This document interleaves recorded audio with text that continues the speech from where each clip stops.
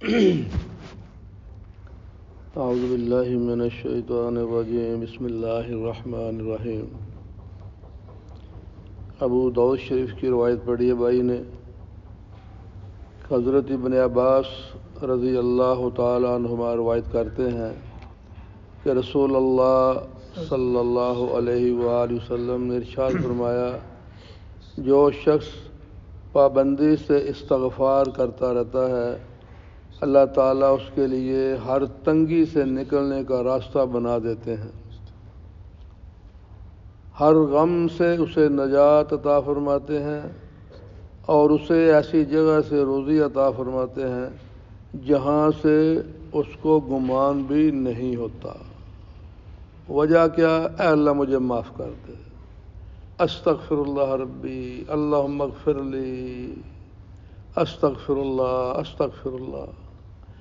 اللہ سے معافی چاہنا، اس کی برکت سے ساری مشکلیں آسان ہو جائیں گی۔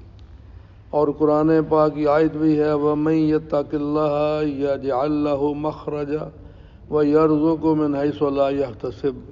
جو اللہ سے ڈر گیا اللہ اس کے لیے تنگی سے نکلنے کا راستہ بنا دیں گے، روزی وہاں سے دیں گے جہاں سے اس کا وہم و گمان بھی نہیں ہے۔ اللہ سے ڈر گیا، جو بھی گناہ کی شکل سامنے آ گئی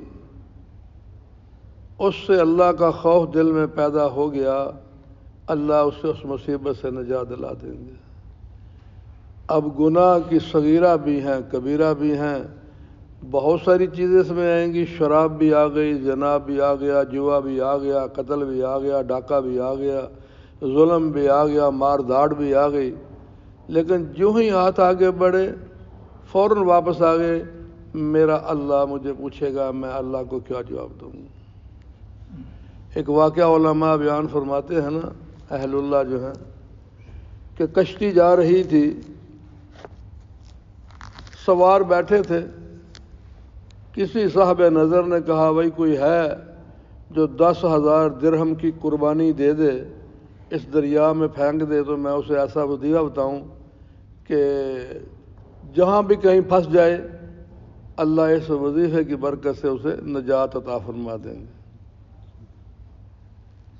ایک آدمی نے، وہ یقین والا آدمی تھا، اس نے جیب سے نکالے اور پھینک دیے۔ دوسرے جو سوار تھے کہا تو پاگل ہو گیا ہے، تو بابا کو پاگل پہ لگتا ہے تو نے اس کی اسی ایک بات پر ہی تو نے پھینک دیا۔ کہتا ہے بھائی تمہارے پھینکے کہ اپنے، تو نے اپنے پھینکے، تم چپ رہو، تم جانو، تھوڑا کام جانے۔ اللہ تعالیٰ شاید مجھے کیا دینا چاہتے ہیں۔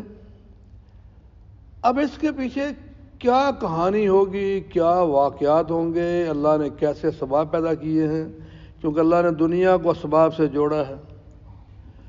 ہاں جی بابا جی وظیفہ بتاؤ جی، بابا جی نے کہا بیٹا کہیں مشکل آ جائے، کہیں پھنس جاؤ تو اس آیت کا ذکر شروع کر دو، وَمَن يَتَّقِ اللَّهَ يَجْعَل لَّهُ مَخْرَجًا وَيَرْزُقْهُ مِنْ حَيْثُ لَا يَحْتَسِبُ۔ اور بہت سارے جو وظائف بتانے والے اہل اللہ ہیں، اہل نظر ہیں، وہ اس آیت کریمہ کا بہت زیادہ حکم دیتے ہیں، اس میں بڑی خیر و برکات ہیں۔ خیر سفر جاری تھا، کہیں آگے جا کے کشتی بنور میں پھنسی، ملاح نے کہا بھائی جان خطرے میں ہے، میں پھٹے اتار دوں گا، اپنی جان بچا لو بھائی۔ چلو جی، اب کچھ آدمی اترے، کیا ہوا کیا نہ ہوا، وہ آدمی جس نے وظیفہ لیا تھا اب جناب اس نے وہ پڑھنا شروع کر دیا۔ اب جب پڑھنا شروع کر دیا اللہ نے کشتی کو کنارے لگا دیا۔ اب وہ آدمی بھوکا بھی ہے پیاسا بھی ہے، اب کہاں جاؤں بھائی، کچھ سمجھ نہیں آ رہی، ابھی سفر تو میرا آگے بھی تھا۔ خیر جب بعد نکلے اترے تو وہ دیکھا، وہ بہت دور ایک بہت بڑا محل نظر آیا، تو دل میں خیال آیا شاید یہ کسی رئیس کا ہوگا، جب کبھی وہ سیر و سیاحت کے نکلتا ہوگا شکار کے لیے تو یہاں کے آرام کرتا ہوگا۔ بڑی مشکل سے وہاں گیا، پہنچا، جا کے دروازہ کھٹکھٹایا، دروازہ کھٹکھٹایا، اندر سے ایک بچی نکلی، بڑی خوبصورت تھی، دوشیزہ، تو وہ اس کے گلے پڑ گئی، تو جرت کیسے پڑی تم نے دروازہ کھٹکھٹایا؟ اس نے کہا میری بہن میں تو بھوکا بھی ہوں پیاسا بھی ہوں، ایک تمنا لے کے آیا تھا بڑی دور سے، وہ کشتی ہماری بنگور میں پھنسی، بڑی مشکل ہماری جان بچی، وگرنہ شاید ڈوب بھی سکتے تھے، اللہ نے بچا لیا۔ تو دور سے دیکھا تو میں نے کہا شاید یہ کسی رئیس کا گھر ہوگا، محل ہے، تو وہاں جاؤں گا تو مجھے کھانے کو مل جائے گا، پینے کو مل جائے گا۔ تو میری بہن تو ناراض ہو گیا، میرے گلے پڑے، کوئی بات نہیں، میں معافی چاہتا ہوں، کوئی بات نہیں، میں چلا جاتا ہوں۔ اتنی بات کہی تو اس بچی نے کہا کہ اچھا اندر آؤ، جلدی جلدی یہاں یہ کھانا یہ چیزیں لے لو اور چلے جاؤ، کیونکہ مجھے ایک جن جو ہے، وہ میں بصرہ شہر کے رہنے والی بہت امیر آدمی نواب اس کی بیٹی ہوں، یہ مجھے وہاں سے اٹھا کے لے آیا ہوا ہے، یہ محل اس کا ہے۔ اس نے میرے ساتھ برائی تو نہیں کی، لیکن باقی بوسو کنار میرے ساتھ کرتا رہتا ہے، اب میں کہاں جاؤں؟ تو بس جلدی نکل جو، وہ آنے والا ہے، آ گیا تو تیری تکا بوٹی کر کھا جائے گا تجھے۔ اتنی بات کہی تو وہ کالے بادل کی طرح کہتے اللہ بدبخت آ گئے، اب تو گیا۔ اب جب سے سنا کہ وہ جن آ گیا ہے، بادل دیکھے جائے وہ اس بادل کی شکل میں آتے ہیں، تو اس نے پڑھنا شروع کر دیا، وَمَن يَتَّقِ اللَّهَ يَجْعَل لَّهُ مَخْرَجًا وَيَرْزُقْهُ مِنْ حَيْثُ لَا يَحْتَسِبُ۔ آیت پڑھنی شروع کی تھی، جن کو آگ لگ گئی۔ جب آگ لگ گئی تو جن کہتا ہے مجھے اللہ کے لیے چھوڑ دو، اللہ کے رسول کا واسطہ مجھے، میں یہاں سے چلا جاؤں گا، یہ محل بھی تیرا، یہ سونا چاندہ ہیرے جواہرات جو کچھ پڑا سب تیرا، پڑھنا چھوڑ دو۔ سوال ہی پیدا نہیں ہوتا۔ وہ پڑھتے رہے، آگ بھڑکتی رہی، پڑھتے رہے، آگ بھڑکتی رہی۔ اب وہ بچی جو ہے وہ بھی بڑی حیران کہ یہ کیا ہو گیا ہے۔ کرتے کرتے جناب وہ یہ ہے کہ وہ جن جو ہے نا پورا راکھ ہو گیا، کمرہ راکھ سے بھر گیا۔ اس کے بعد پھر وہ بچی بڑا خوش ہوئی، کہتی ہے اللہ میری جان چھوٹی، اور کہا کھول تجوریاں اندر دیکھ کیا کیا پڑا ہوا ہے۔ وہ 10,000 درہم دیے تھے اللہ نے جناب، لاکھوں کروڑوں درہم بھی، دینار بھی، سونا بھی، چاندی بھی، جواہرات بھی۔ اب گٹھڑی باندھی تو چل بھائی نکلا یہاں سے۔ اب جب وہ دریا کے کنارے وہاں پہنچے تو دوپٹہ رومال لہرایا، کشتی دور سے آئی، کہاں جانا ہے؟ بصرہ جانا ہے۔ ہم نے بھی بصرہ ہی جانا ہے، بیٹھ جاؤ بھائی۔ 3 دن کا سفر کیا۔ 3 دن کے بعد جب وہاں پہنچے، بچی نے کہا کہ فلاں جگہ گھر ہے، وہاں گھر پہنچے۔ اصل بات تو شاید یہ ہوگی کہ وہ جن کی بچی جن اٹھا کے لے گیا، وہ اللہ کی بارگاہ میں کتنا روتے ہوں گے، کتنے سجدے کیے ہوں گے، کتنے صدقے کیے ہوں گے، کس کس سے دعائیں کرائی ہوں، یا اللہ ہماری بیٹی کہاں گئی، ہماری بیٹی کہاں گئی۔ اللہ نے ان کا رونا قبول کیا، ان کی آہ و بکا کو سنا، ان کے صدقے کو قبول کیا، تو اللہ نے یہ سبب پیدا کیا اور دوسروں کے لیے راستہ بھی کھول دیا۔ اب وہ اتنے خوش ہوئے، بچی نے ساری داستان سنائی، یہ ہوا یہ ہوا، پورا واقعہ سنایا۔ اور 3 دن ہم نے اکٹھے سفر کیا ہے کشتی میں۔ اس نے میرے بازو کے ساتھ اپنا بازو بھی نہیں لگایا، اس نے اپنے یعنی کپڑے کے ساتھ کپڑا بھی اس نے مس نہیں ہونے دیا۔ وہ بڑے خوش ہوئے، کہتے ہیں بھائی ہماری بیٹی نے تیرے بارے جو رپورٹ دی ہے، تو اس کی نجات کا، رہائی کا ذریعہ بنا ہے اور تو نے سفر کیا ہے، اب بھائی تیرا انعام یہ ہے کہ ہم اپنی اس بیٹی کا نکاح تیرے ساتھ کرتے ہیں، اور یہ جو ولا ہے نا، جو محل ہے نا، یہ بھی تیرا ہے۔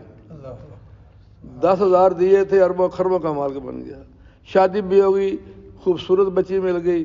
تو کہنے کا مقصد یہاں بھی حدیث مبارکہ میں یہی ہے کہ جو آدمی استغفار کرتا رہے گا، اللہ تعالیٰ اس کی تمام مشکلوں کو آسان فرما دیں گے۔ بھائی استغفار کا معنی یہ، آپ کسی آدمی کے پاس بیٹھ جاؤ، نہیں مانتا، پاؤں میں بیٹھ گئے، چل یار جان دے، معافی کا، اللہ کے لیے معاف کر دو، آئندہ نہیں کروں گا، ابو جی معاف کر دو، امی جی معاف کر دو، بھائی معاف کر دو، چاچا جی معاف کر دو، دوست معاف کر، یار آخر کب تک کرے گا؟ اخیر کہے گا اٹھو بھائی، جو سینے سے لگا لے گا، سینے سے لگا لے گا تو غصہ دور لگے۔ تو اللہ جو 70 ماؤں سے زیادہ پیار کرتے ہیں، 70 ماؤں تک نہیں، 70 ماؤں سے زیادہ پیار کرتے ہیں۔ اس کا ایک ماں کے پیار کا کوئی اندازہ نہیں، کوئی پیمانہ نہیں جو اس کو ناپ سکے، تو 70 سے زیادہ کو کیا ناپ سکے گا؟ لیکن بہرحال کچھ علماء اس حدیث پر بھی پکڑ کرتے ہیں کہ یہ اس کی سند ضعیف ہے۔ چلو علماء بہتر جانتے ہیں اس معاملے میں، لیکن یہ ضرور ہے کہ اللہ تعالیٰ اپنے بندے سے بڑا پیار کرتے ہیں۔ اگر اس کو بھی لے لیں تو اس میں عقیدے کی کوئی بربادی تو ہے نہیں ہے، اس میں کوئی شرک بھی نہیں ہے۔ یہی ہے نا کہ اللہ کا پیار اپنے بندے سے کتنا زیادہ ہے کہ ایک ماں کا تو ناپا نہیں جا سکتا، تو 17 کا کون ناپے گا؟ تو 17 سے زیادہ کا کون ناپے گا؟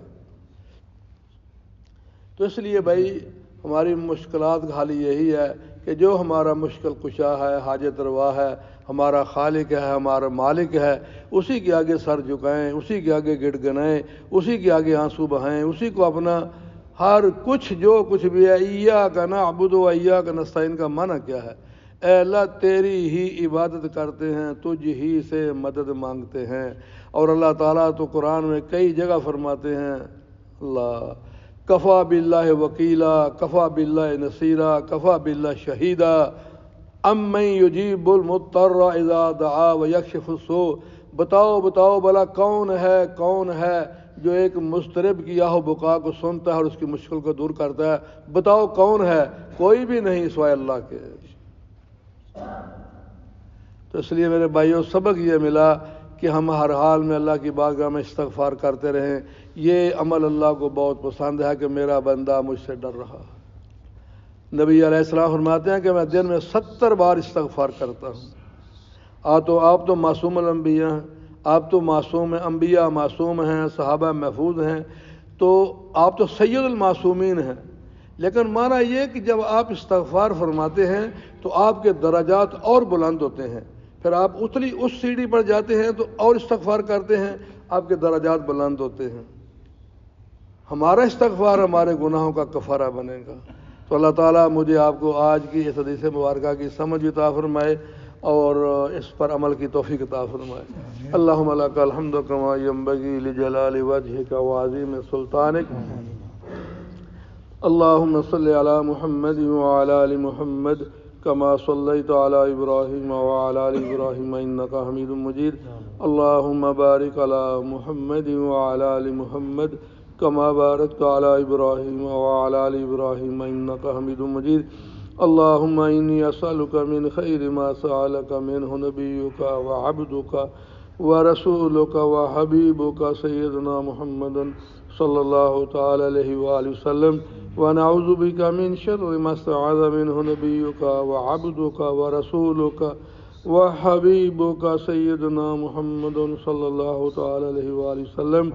انت المستعان وعلیک البلاغ ولا حول ولا قوة الا باللہ العلی العظیم، وسلام علی المرسلین والحمد للہ رب العالمین۔ لا الہ الا اللہ محمد رسول اللہ۔ جزاک اللہ خیر۔